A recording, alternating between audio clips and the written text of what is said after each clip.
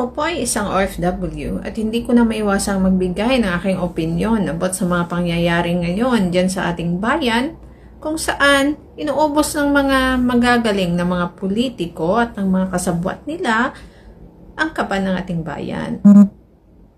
Nakita ko rin po ang Senate hearing kanina sa Blue Ribbon at nakita ko rin ang revelation ni Sadico na yun palang nagpapaimbestiga ay siya rin palang mastermind.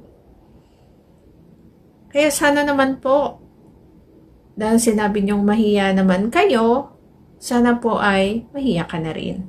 At mag-resign ka na dahil wala kang silbi dyan sa posisyon mo. Please lang po, maawa ka sa mga kagaya kong OFW na nagkakayod at nagkukuskus ng inodoro sa ibang bansa para may nakawin kayo.